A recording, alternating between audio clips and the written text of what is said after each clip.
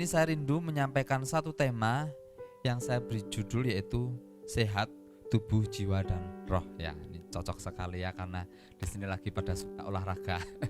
Ya betul ya Mbak. Semuanya lagi senang olahraga di sini ya. Tapi bukan hanya tubuhnya saja, tetapi jiwa dan rohnya juga kita harus sehat. Kita buka di dalam 1 Tesalonika 5 ayatnya yang ke-23. Saya bacakan, semoga Allah damai sejahtera menguduskan kamu seluruhnya, dan semoga roh, jiwa dan tubuhmu terpelihara sempurna dengan tidak bercacat pada kedatangan Yesus Kristus Tuhan kita. Ya, kita lihat di sini bahwa ada 3 bagian penting yang dimiliki oleh setiap manusia, yaitu adalah tubuh, jiwa, dan roh. Tuhan mau kita tidak hanya memperhatikan salah satu saja, tetapi tiga-tiganya diperhatikan. Tiga-tiganya ini harus kita perhatikan supaya kita ini sehat ya, sehat sempurna ya. Kita akan kupas satu-satu ya. Nah, kita lihat di tubuh.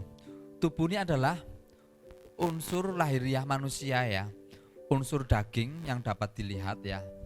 Ini misalnya disentuh gitu, diraba itu kelihatan ini bentuk fisiknya, saya kurus misalnya seperti itu, ini kelihatan ini kurus misalnya, rambutnya panjang. Nah itu tubuh, itu bisa dilihat. Oh matanya sipit, matanya besar, oh bibirnya tipis, bibirnya tebal, nah, itu kan kelihatan itu tubuh.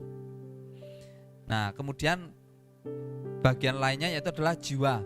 Jiwa ini tidak terlihat ya, karena ini merupakan unsur batiniah manusia yang tidak bisa dilihat ya, tidak bisa kelihatan. Jiwa manusia itu memiliki beberapa unsur, yaitu adalah mungkin pikiran kita, emosi, perasaan dan kehendak.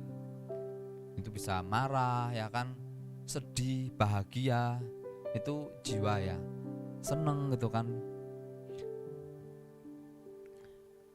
Dengan pikirannya manusia dapat berpikir, dengan perasaannya manusia dapat mengasihi dan mungkin bisa mengungkapkan ekspresinya ya, emosinya ya.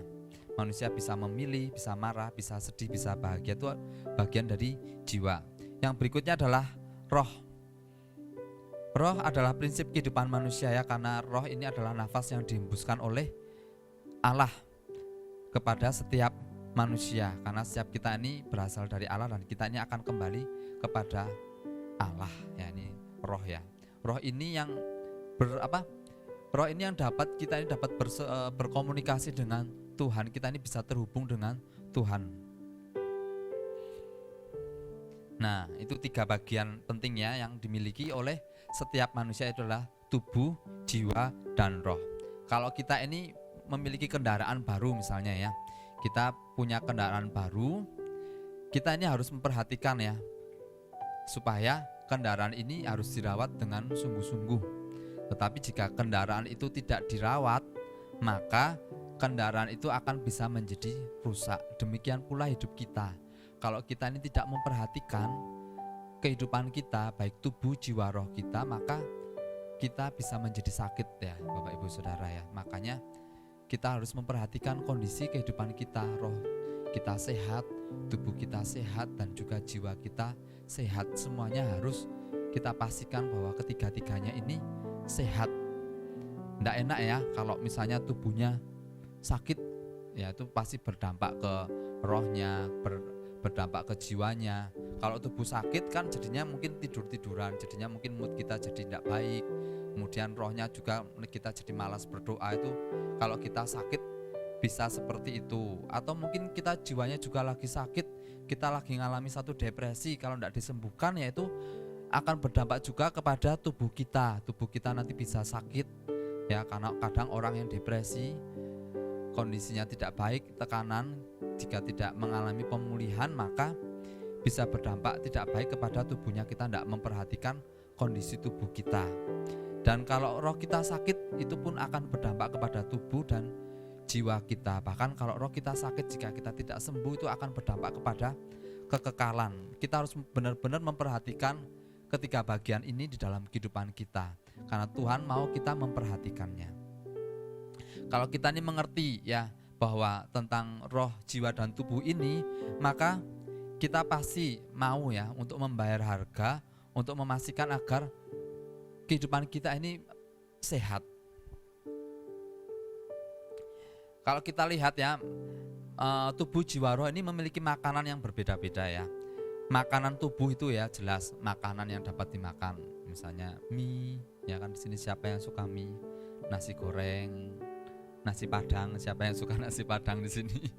Terus apalagi yang disukai sama tubuh kita mungkin ya, yang kita suka makan, capcay, mungkin ada yang suka capcay. Mie, yang tadi mie sudah disebutkan ya. Apalagi Tia sukanya makan apa nih Tia? Mungkin chicken katsu, KFC, ya itu makanannya yang dapat dimakan. Sandang, pangan, papan itu ya kebutuhan dari tubuh. Kita perlu memastikan bahwa tubuh kita ini memakai pakaian yang baik ya. Olahraga juga termasuk dari bagian dari makan dari tubuh, karena kalau tidak dirawat maka tubuh kita akan menjadi sakit ya. Kita perlu juga untuk merawat tubuh kita juga. Ya, kita perlu mandi sehari 2 kali supaya wangi, tidak bau ya. Ketemu dengan orang bau kan lucu ya. Kita pastikan bahwa tubuh kita ini sehat ya. Perlu memastikan makanan tubuh ini yang kita perhatikan. Terus makanan jiwa itu apa? Makanan jiwa itu yaitu adalah pendidikan, yaitu ternyata makanan bagi jiwa kita ya. Hiburan, healing ya. Siapa yang suka healing di sini ya? Saya sebetulnya termasuk orang yang malas bepergian. Tetapi istri saya sukanya dolan. Jadinya kita saling melengkapi, dan saya tidak mau di rumah sendirian. Jadinya pengennya bareng-bareng, pengennya keluar. Jiwa kita butuh penghargaan juga, butuh pengakuan, itu jiwa ya. Makanan roh selanjutnya itu adalah kebenaran firman Tuhan. Kebenaran firman Tuhan ini adalah makanan dari roh kita ya. Membaca firman, kita berdoa, itu adalah makanan dari roh. Kegiatan-kegiatan rohani, persekutuan itu adalah makanan dari roh. Pastikan ketiga-tiganya kita ini terpenuhi dengan baik agar tubuh, roh, jiwa kita ini sehat. Oke, next yang pertama ya, tubuh. Tuhan mau kita ini memiliki gaya hidup yang sehat untuk tubuh kita. Yaitu yang pertama yaitu adalah memilih makanan yang sehat. Di dalam Daniel 1 ayat 8, di sini kita lihat contoh dari salah satu tokoh Alkitab yaitu yang bernama Daniel. Daniel ini berketetapan untuk tidak menajiskan dirinya dengan santapan raja dan dengan anggur yang biasa diminum oleh raja. Nah, kalau kita melihat bahwa kita perlu memperhatikan asupan apa yang kita makan, apakah makanan kita ini baik atau tidak ya. Mungkin kalau kita lihat di Daniel gitu ya, makanan-makanan yang dimakan oleh raja itu mungkin makanan-makanan yang enak-enak mungkin ya, anggur gitu kan. Anggur kita kan ya mungkin kalau kita sebulan sekali kita minum anggur perjamuan, tetapi bukan menjadi gaya hidup kita sehari-hari, kita mabuk-mabukan gitu ya. Terus mungkin makanan-makanan yang tidak baik untuk tubuh kita. Kadang kita tahu ya, ini kelihatannya makanannya enak tetapi kadang tidak sehat bagi tubuh kita, tapi kita tetap pengen makan terus. Misalnya makanan yang mengandung kolesterol yang tinggi. Ya sesekali mungkin boleh, tetapi kalau kita terus-terusan tanpa mengimbangi dengan yang lainnya juga itu tidak baik ya.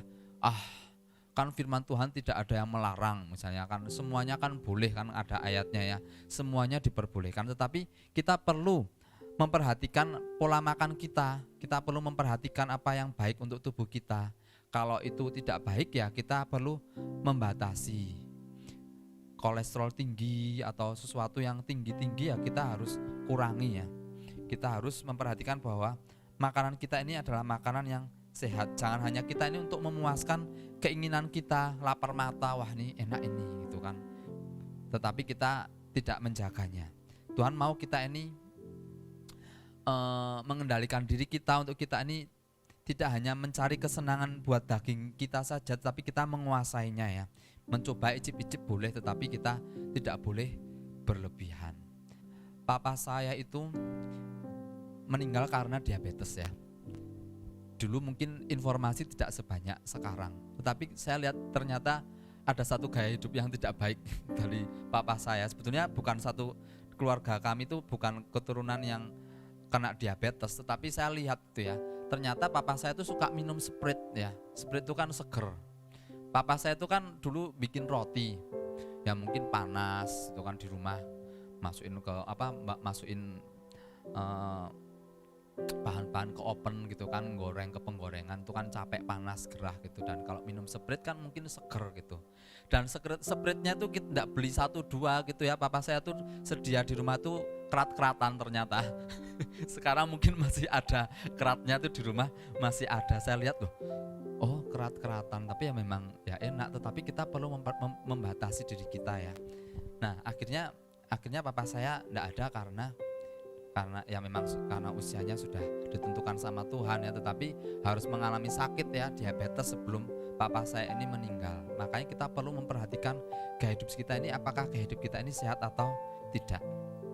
Kita ini perlu menguasai diri, kita perlu memilah-milah mana yang bermanfaat untuk tubuh dan itu tidak bermanfaat.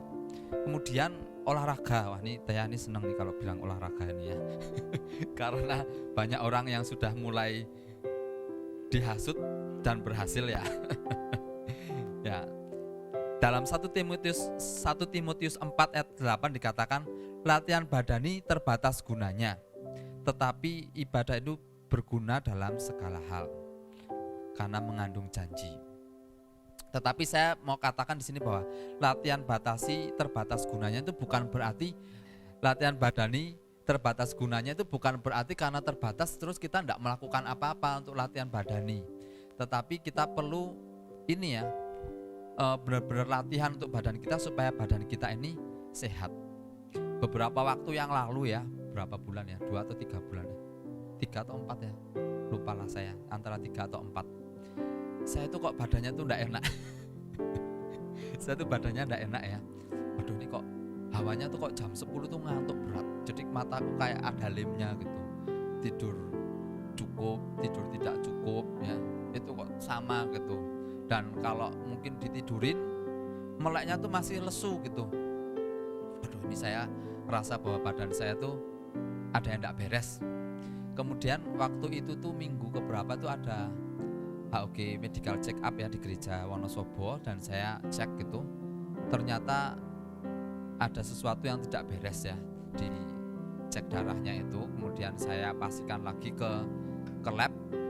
Saya cek ke lab, cek ke beberapa ini ya yang saya khawatirkan gitu ya, termasuk salah satunya HB. Ternyata HB-nya tuh tinggi.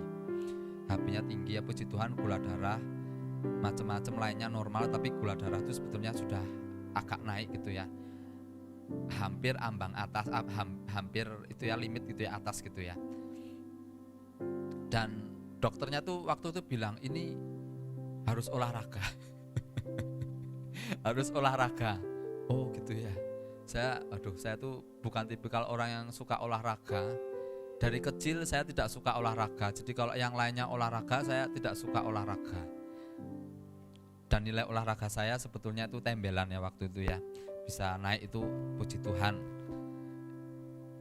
Ya nilai olahraganya rendah karena saya benar-benar tidak suka olahraga. Basket, sepak bola, atau yang lain, berenang juga tidak bisa gitu. Dan kemarin itu sebelum saya cek darah tuh Nial terus ngajak saya, ayo bawa olahraga, ayo ikut-ikut gitu kan. Karena sebetulnya malas gitu ya. Karena ya malas ya, namanya malas itu kan alasannya kan banyak ya. Malas itu kan alasannya banyak. Tetapi karena ini ya, karena habis cek darah ini, wah saya harus nyoba ini ya. Saya nyoba, akhirnya saya kemarin sudah 2 bulan ini ikut olahraga, ikut Niel gitu. Karena saya kalau sendirian saya malu, saya ini orangnya pemalu. Kalau bepergian sendirian tidak sepede mungkin Mbak Devi gitu ya. Oke masuk gitu, saya malu gitu kan. Waduh di sana banyak orang nanti dilihatin gimana tuh, pikirannya tuh sudah macam-macam. Wah ini kurus sekali gitu kan, ikut nge-gym gitu. Itu pikirannya aneh-aneh. Tapi akhirnya saya membulatkan hati untuk saya olahraga. Dan ya puji Tuhan, ya memang kadang masih ngantuk tetapi sudah tidak separah dulu. Dan yang tak rasain badannya itu memang lebih enak, lebih seger. Kayak ada aliran darahnya. Waktu itu saya tidak ngerasain ada aliran darah mungkin. Jadi badannya tuh seger gitu ya. Bener-bener tak rasain tuh badannya tuh seger. Kita tuh perlu memperhatikan tubuh kita ya. Dan saya cek juga ya, waktu itu kan saya sering sariawan ya. Saya enggak tahu apakah ada hubungannya antara olahraga dengan sariawan, tetapi sebelumnya itu saya tuh kalau sariawan itu sariawan satu belum selesai, tumbuh sariawan yang lain. Dan ketika saya ini olahraga 2 bulan itu kok saya belum sariawan sama sekali ya, ditolak lah ya dalam nama Yesus. Besok enggak sariawan lagi. Tetapi sebelumnya tuh saya tuh sering sekali sariawan. Kadang kalau mau WL sariawan tuh aduh minta ampun kayak apa gitu ya kan, buat buka mulut gitu. Kadang kalau sariawannya di ujung sini gitu kan enggak enak sekali ya. Di lidah ya.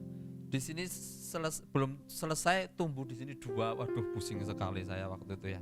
Tapi puji Tuhan semenjak saya ini terbujuk godaannya Niel ini, rayuannya Otniel, akhirnya saya tidak sariawan lagi selama 2 bulan ini ya.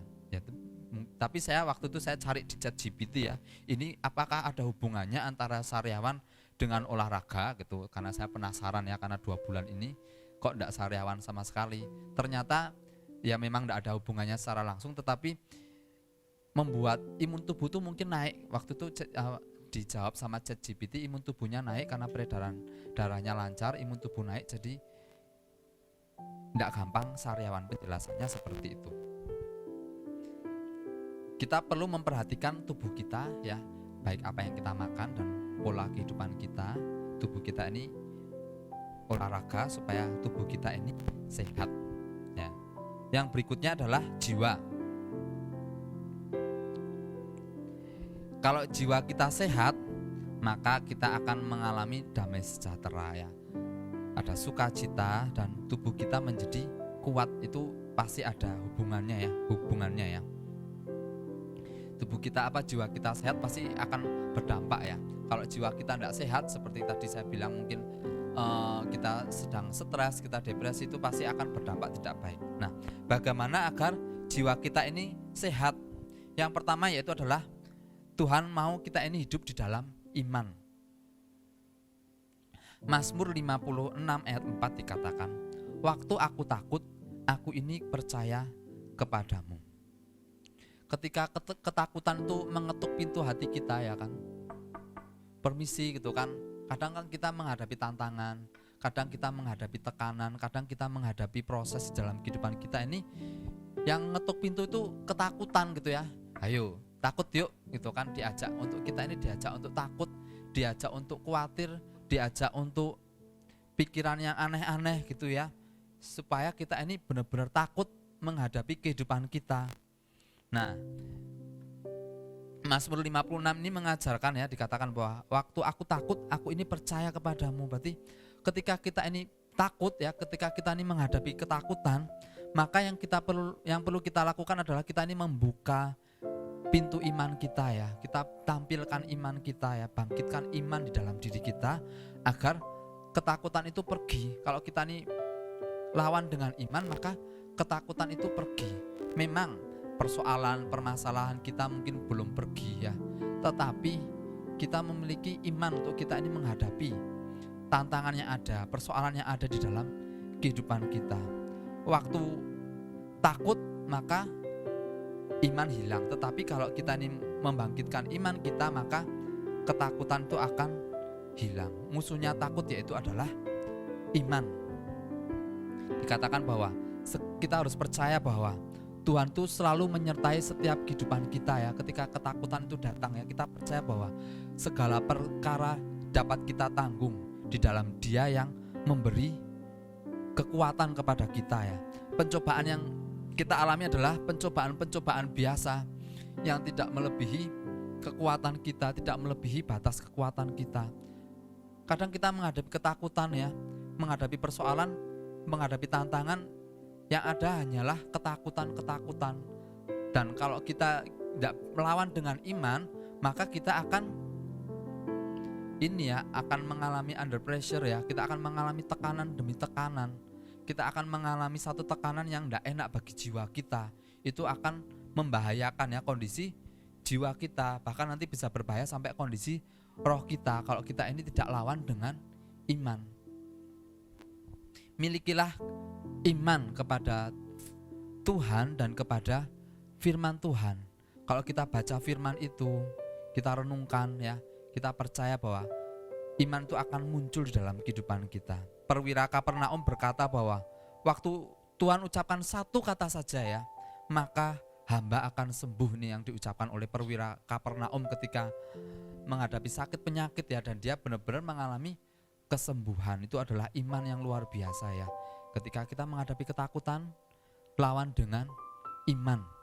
Apapun persoalan kita, besarnya tantangan yang kita hadapi, mari kita hadapi dengan iman kita, percaya kita kepada Tuhan. Memang kadang kenyataannya mungkin tidak semudah ketika kita ini mengucapkan ini, tetapi ketika kita memperkatakan firman Tuhan, maka iman kita akan bangkit. Kalau hati kita kecil, kita tidak akan mengalami mujizat daripada Tuhan. Makanya kita harus membesarkan hati kita, kita harus bangkitkan iman di dalam diri kita agar hati kita ini besar menghadapi setiap tantangan dan persoalan yang ada di dalam kehidupan kita. Yang membuat hati kita ini kecil, iman kita ini kecil, apa coba ya, di dalam Efesus 4 ayat 31 sampai 32 dikatakan segala kepahitan ini sesuatu yang mengganggu hati kita ya. Kepahitan, kegeraman, kemarahan, pertikaian dan fitnah hendaklah dibuang dari antara kamu. Demikian pula segala kejahatan. Yang kadang mempengaruhi kondisi jiwa kita yaitu adalah hati kita. Makanya kita harus buang hal-hal ini ya, kepahitan, kegeraman, kemarahan, pertikaian, fitnah, dibuang dari antara kita ya. Demikian pula segala kejahatan. Kita harus perhatikan ya, apakah kita ini masih memiliki kepahitan dalam diri kita, kegeraman ya. Kadang persoalan orang-orang di sekitar kita, tantangan itu membuat kita itu mungkin jadi kita mengalami hal-hal ini ya, kepahitan ya. Kita bisa kepahitan kepada orang, kita bisa kepahitan kepada keadaan, kita bisa marah, kita bisa mengalami kondisi yang tidak baik bagi jiwa kita. Makanya kita perlu buang hal-hal ini agar jiwa kita ini sehat ya, miliki mental positif ya, optimis, iman yang berasal daripada firman. Ketika kita membaca firman Tuhan, iman itu akan bangkit di dalam kehidupan kita. Maka kita akan mengetahui bahwa Tuhan yang kita sembah adalah Tuhan yang besar, melampaui segala tantangan yang ada. Kita lihat kisahnya Daud menghadapi Goliat, kita lihat kisahnya Gideon ketika dia menghadapi musuh-musuhnya. Kita bisa melihat tokoh-tokoh di dalam Alkitab ketika mereka ini menang. Sadrak, Mesak, Abednego ketika mereka menghadapi dapur perapian api, menghadapi tantangan. Daniel ketika menghadapi tantangan. Kalau kita membaca firman Tuhan, kita akan bangkit iman kita ya. Kita memiliki pemikiran yang positif bahwa Tuhan menyertai setiap kehidupan kita. Filipi 4 ayat 13 dikatakan, segala perkara dapat kutanggung di dalam Dia yang memberi kekuatan kepadaku. Percayalah bahwa Tuhan itu menyertai kehidupan kita. Terus apalagi yang membuat jiwa kita ini ya sehat, yaitu adalah sukacita. Yuk coba kita lihat kanan kiri kita, apakah ada yang mukanya horor gitu ya. Pastikan bahwa orang-orang di sekitar kita ini senyum ya, memiliki muka yang penuh dengan sukacita. Amsal 17 ayat 22 dikatakan, hati yang gembira adalah obat yang manjur, tetapi semangat yang patah mengeringkan tulang. Nehemia 8 ayat 10 dikatakan bahwa sukacita dari Tuhan adalah kekuatan. Kekuatan kita ini adalah sukacita yang Tuhan berikan di dalam kehidupan kita ya. Tuhan ingin bahwa kita ini, hidup kita ini diwarnai dengan sukacita, dengan gembira, hati yang penuh dengan sukacita. Tertawa ini akan menghilangkan stres ya Bapak Ibu Saudara ya. Makanya kadang kita perlu ini healing ya. Healing supaya kita ini bahagia gitu ya. Karena ketika kita ini bersukacita itu akan membersihkan pikiran kita, mengurangi stres jelas ya, kecemasan ya. Kadang pikiran kita ini sudah numpuk, kerjaan tidak selesai-selesai, tantangan ada di dalam kehidupan kita tidak pernah selesai. Kita perlu ya untuk kita ini bersukacita. Ambil waktu-waktu untuk kita ini bersukacita ya. Untuk kita ini berlibur ya, supaya kita ini bersukacita, meningkatkan suasana hati kita ya. Ternyata ketika kita ini seneng gitu ya, itu akan memperkuat sistem kekebalan tubuh kita. Oke, itu yang kedua, yaitu adalah kita perlu memperhatikan kondisi jiwa kita ya, supaya jiwa kita ini memiliki jiwa yang sehat. Kemudian yang ketiga, yang tidak kalah penting ya, bahkan yang paling utama ya, yaitu adalah kita memperhatikan kondisi roh kita. Roh ini sebenarnya tuh untuk menguasai jiwa dan tubuh. Tetapi sayang ya, karena dosa ya, manusia jatuh di dalam dosa, maka semuanya menjadi kacau ya. Sehingga berubah ya, bukan roh yang menguasainya, tetapi kadang pikiran kita, kadang emosi kita yang menguasai setiap diri kita. Kalau emosinya baik, oke ya, tetapi kalau emosinya lagi tidak baik, itu berdampak yang tidak baik pula bagi roh kita ya. Kita buka di dalam Roma 7 ayat 19. Dikatakan bahwa sebab bukan apa yang aku kehendaki, yaitu yang baik, yang aku perbuat, melainkan apa yang tidak aku kehendaki, yaitu yang jahat yang aku berbuat. Kadang kita pernah mengalami hal seperti ini enggak? Kita pengennya melakukan yang baik, tetapi yaitu ya, akhirnya kita memutuskan untuk melakukan yang tidak baik, yaitu sesuatu yang tidak kita kehendaki. Kita tahu ini tidak baik ini, tetapi kadang kita masih terus terabas, kita masih terobos untuk kita ini melakukan itu ya. Enggak apa-apalah, mungkin kita seperti itu, mungkin enggak ada yang lihat, enggak apa-apa misalnya seperti itu ya. Tapi sebetulnya itu tidak baik ya bagi setiap kita ya, karena Tuhan mau kita ini dapat menguasai diri kita ya. Keinginan roh seringkali dikalahkan oleh keinginan daging. Roh memang penurut, tetapi daging itu lemah. Karena itu kita harus memperhatikan kondisi roh kita, karena kita harus melatih roh kita agar roh kita ini kuat, sehingga roh kita ini dapat menguasai tubuh dan jiwa kita. Banyak orang timpang ya, hanya memperhatikan tubuh dan jiwanya. Tubuh dan jiwa itu penting, tetapi roh juga penting di dalam kehidupan kita ya. Karena hanya memperhatikan tubuh dan jiwanya, akhirnya lupa memperhatikan kesehatan rohaninya. Wah, ini waktunya healing gitu, tetapi akhirnya mengorbankan waktu-waktu untuk bersekutu dengan saudara-saudara seiman dengan ibadah ya. 1 Timotius 4 ayat 8 dikatakan, latihan badani terbatas gunanya, tetapi ibadah itu berguna dalam segala hal, karena mengandung janji, baik untuk hidup ini maupun untuk hidup yang akan datang. Kalau roh lemah, maka pikiran dan tubuhnya akan menjadi lemah. Nah, bagaimana agar roh kita ini sehat? Yang pertama yaitu adalah kita buka di dalam Mazmur 1 ayat 1 sampai 3. Berbahagialah orang yang tidak berjalan menurut nasihat orang fasik, yang tidak berdiri di jalan orang berdosa, dan yang tidak duduk dalam kumpulan pencemooh.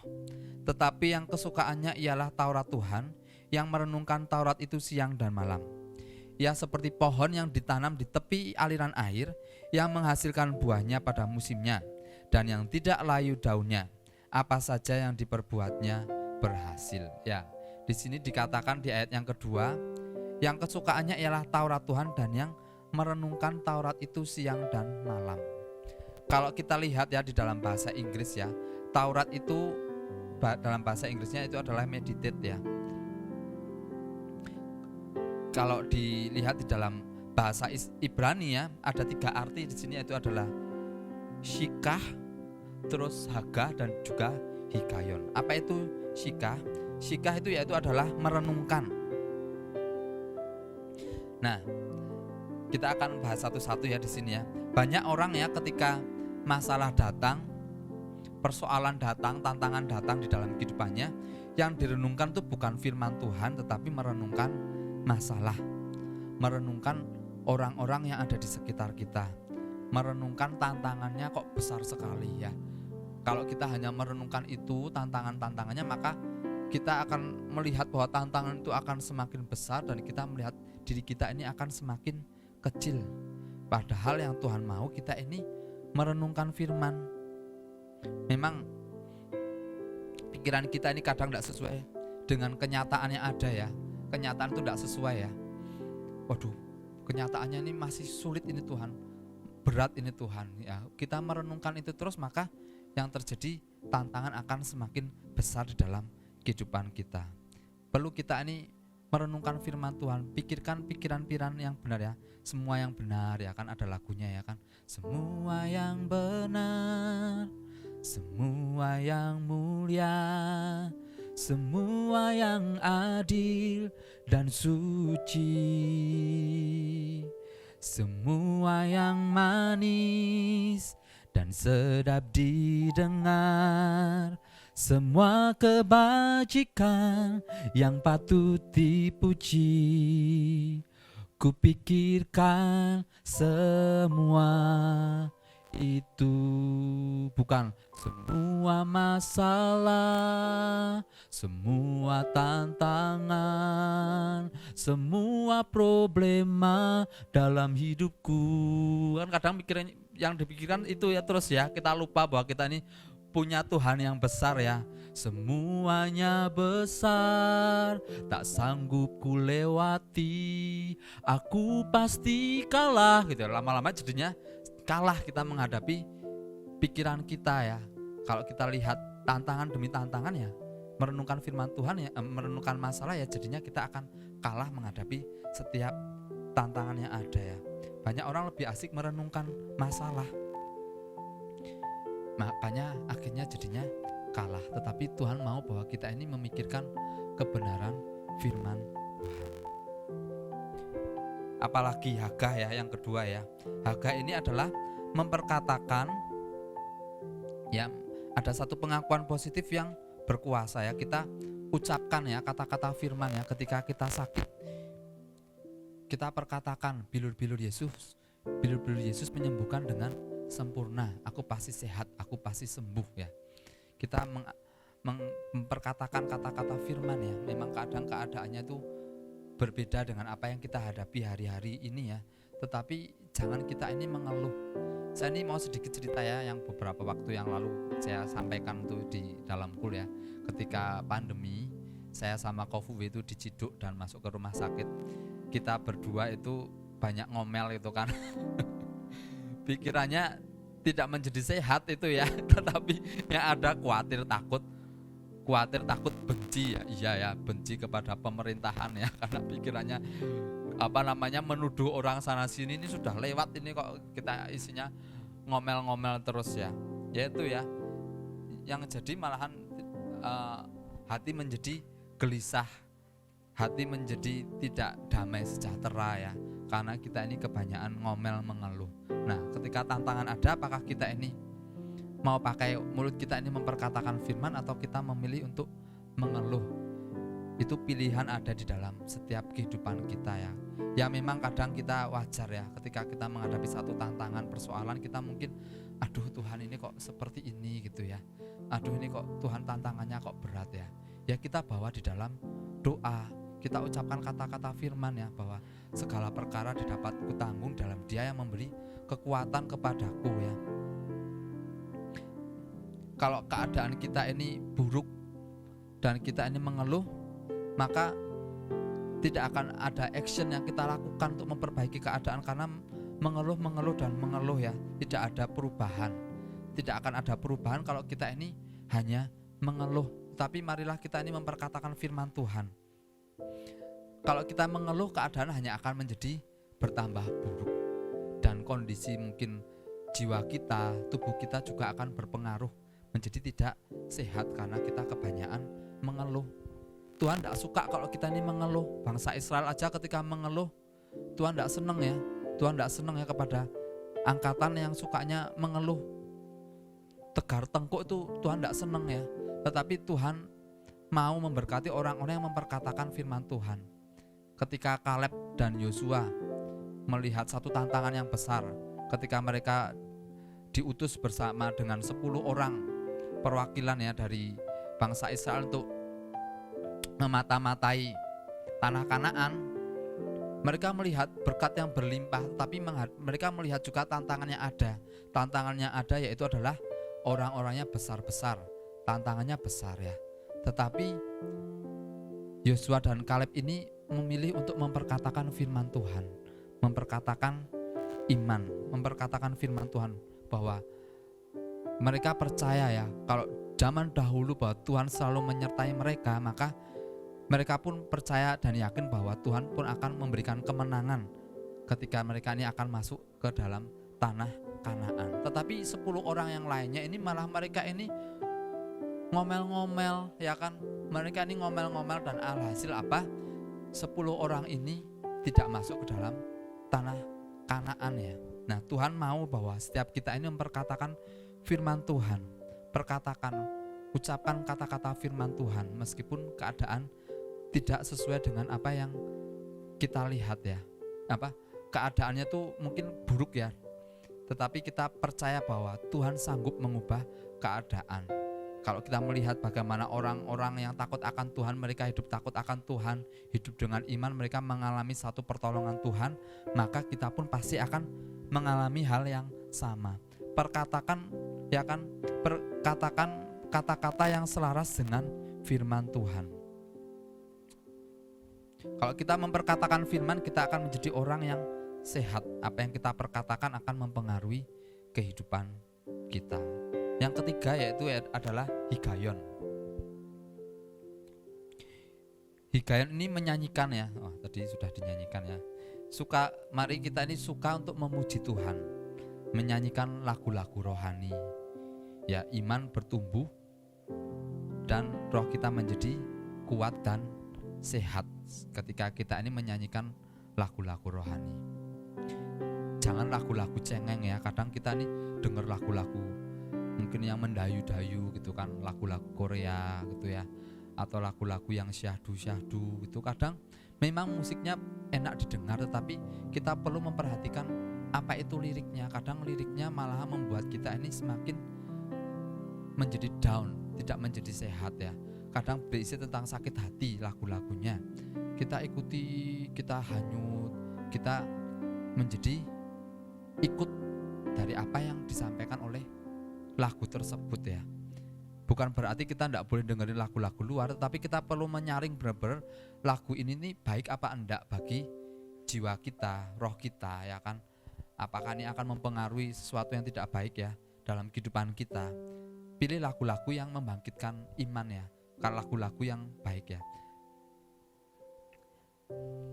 Kalau kita dengerin lagunya yang mendayu-dayu, kita akan mendayu, roh kita menjadi lemah. Mungkin lagunya berbicara tentang sakit hati kepada seseorang, kita ikuti lagunya itu ya, kita ikuti hanyut-hanyut. Ya memang aku tuh benci banget sama dia. Dia memang tidak layak untuk diampuni. Kan karena kita ngikuti lagu itu ya, bisa seperti itu ya. Kan ada lagu-lagu yang membenarkan diri sendiri, membenarkan perasaannya. Ya wajar kalau aku membenci dia karena mungkin dia seperti itu gitu kan. Atau lagu-lagu yang lain yang tidak sehat, kita perlu memperhatikan ya. Kita perlu memperkatakan menyanyikan lagu-lagu yang sesuai dengan kebenaran firman Tuhan. Kalau kita lagi menghadapi satu persoalan yang berat mungkin ya, kita tidak bisa bingung, kita nyanyikan ya, I need you more than yesterday gitu kan. Kita nyanyikan lagu-lagu firman itu ya, I need you more than words can say. Lebih dari kadang kita lebih butuh Tuhan ya, dari kata-kata yang bisa kita ucapkan. Kadang kita tidak bisa, kata-kata kita ini kadang terbatas ya untuk kita ini mengungkapkan bahwa aku ini butuh Tuhan, tantanganku ini berat Tuhan ya. Kadang kita perlu menyanyikan lagu-lagu rohani supaya iman kita ini bangkit ya, supaya kita ini tidak menjadi lemah, kita tidak menyerah kepada keadaan atau nasib mungkin yang buruk ada di dalam kehidupan kita ya.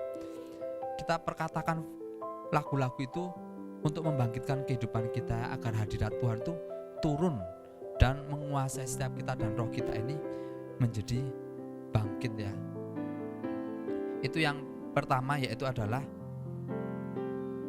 merenungkan firman Tuhan ya. Yang kedua yaitu agar roh kita ini bangkit, yaitu adalah berdoa. 1 Korintus 14 ayat 15 dikatakan, jadi apakah yang aku harus berbuat?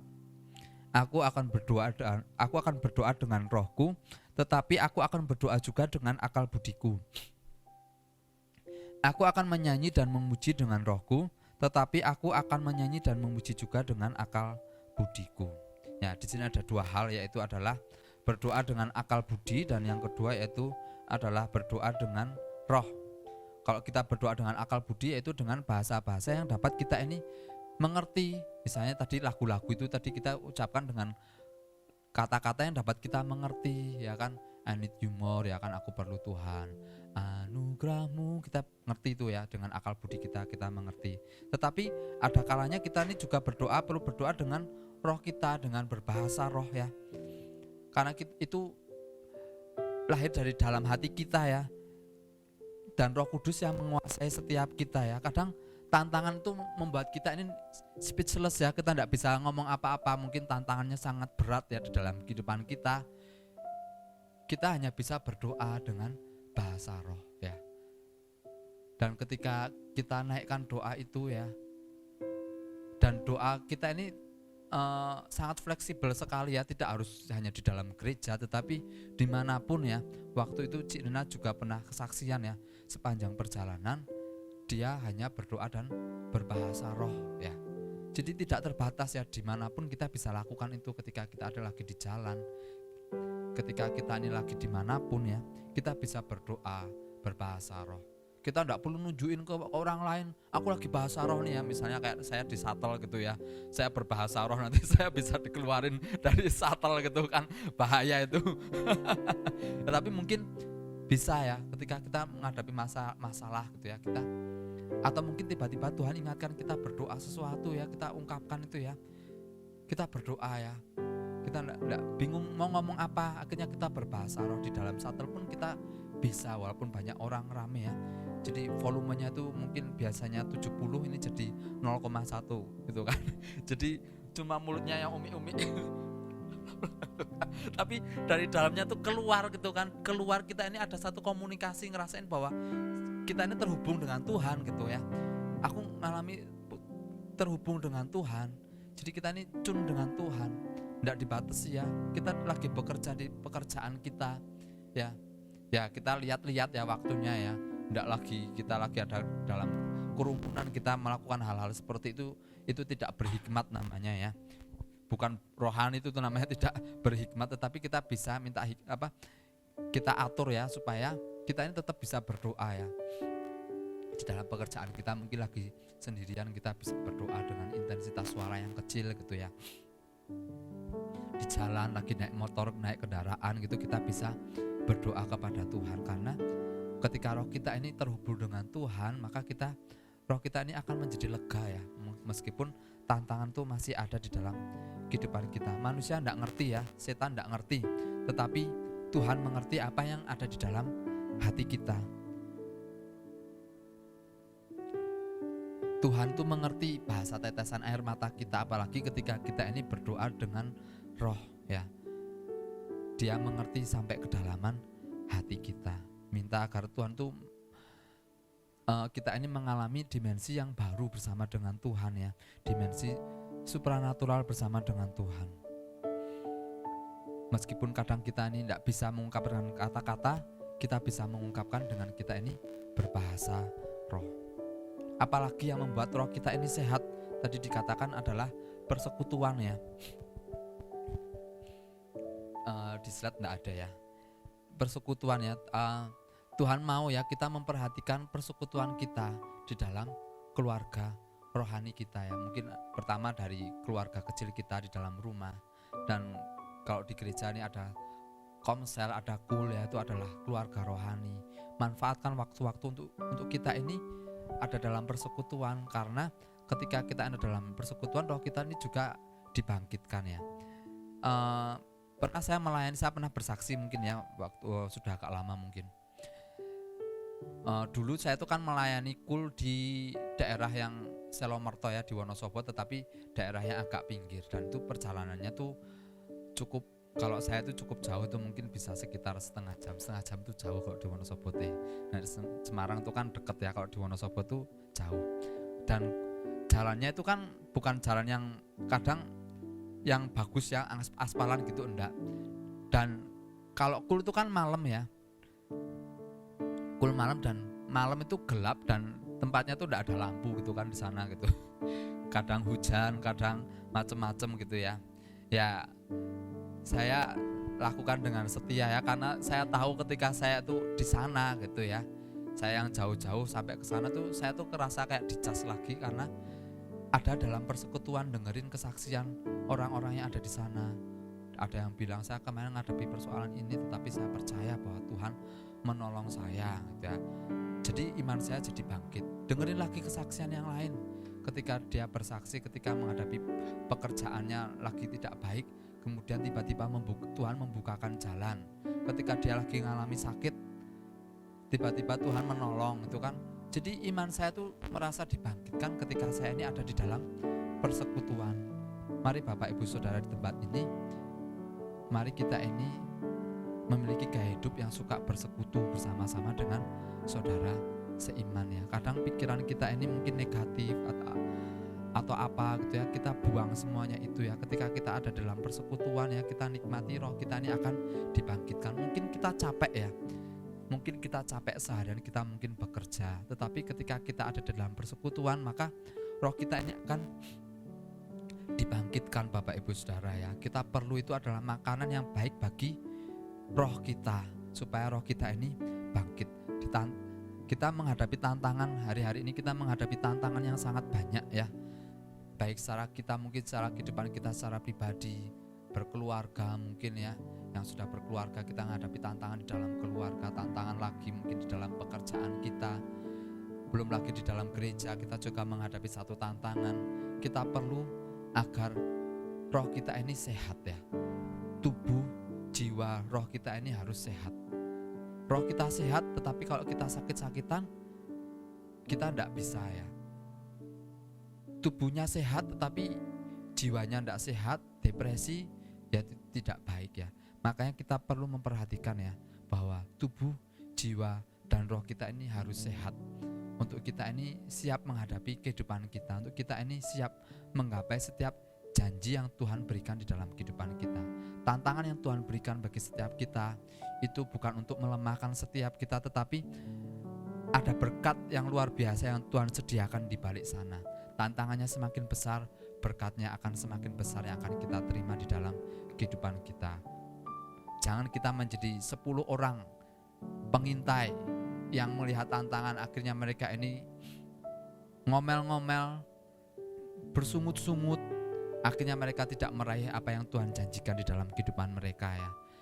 Tetapi biarlah kita seperti Yosua dan Kaleb, ketika kita menghadapi satu tantangan yang besar, kita percaya bahwa kita akan meraih, menggapai yang Tuhan janjikan di dalam kehidupan kita. Pastikan bahwa tubuh, jiwa kita ini dan roh kita ini sehat. Meskipun ada banyak tekanan dan tantangan, tapi kita percaya bahwa Tuhan selalu menyertai setiap kehidupan kita. Amin untuk firman Tuhan pada siang hari ini.